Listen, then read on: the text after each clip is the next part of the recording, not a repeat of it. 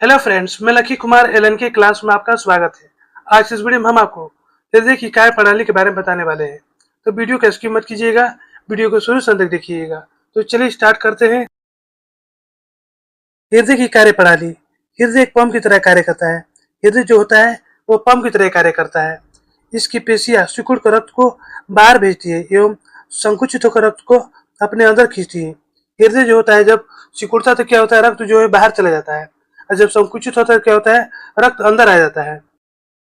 हृदय के संकुचन को सिस्टोल कहते हैं। क्या कहते हैं? सिस्टोल कहते हैं। एवं फैलने या अनुशीतलन को डायस्टोल कहते हैं। हृदय के बाह्य अलिंद का संबंध फुफ्फुस शिरा से होता है, जो फेफड़े से ऑक्सीजन युक्त रक्त को ले जाती है।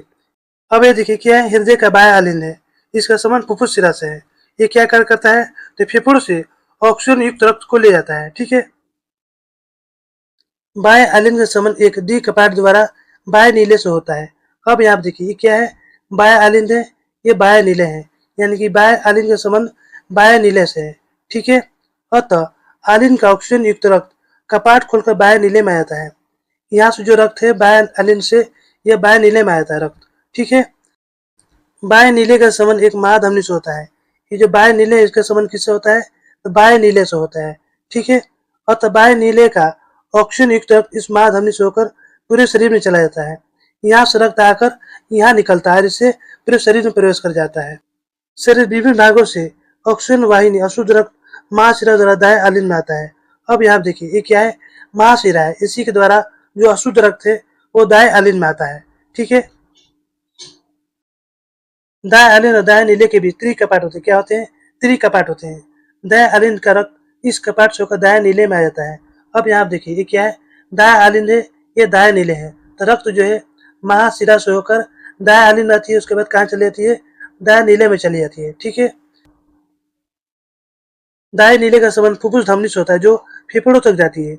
अब यहाँ देखिए ये दाएं नीले, इसका संबंध किससे है, फुफ्फुस धमनी से है, जो कि कहाँ जाती है, फेफड़ों तक जाती है।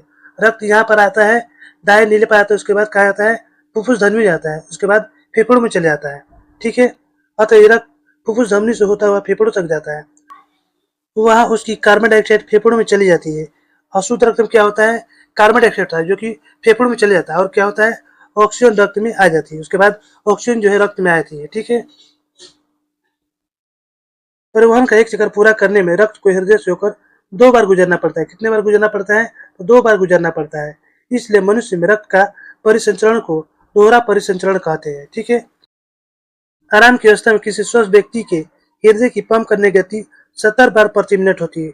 यदि कोई स्वस्थ व्यक्ति आराम की अवस्था में हो तो उसकी जो दिल के जो धड़कन है, जो पंप करने की जो गति है, वो 1 मिनट में 70 बार होता है। ठीक है। परंतु व्यायाम करते समय या दौड़ते समय यह दर बढ़कर 150 तक पहुंच जाती है। यदि कोई स्वस्थ व्यक्ति दौड़ता है या एक्सरसाइज करता है तब इसकी जो हृदय की पंप करने की जो गति है 150 प्रति मिनट हो जाएगी।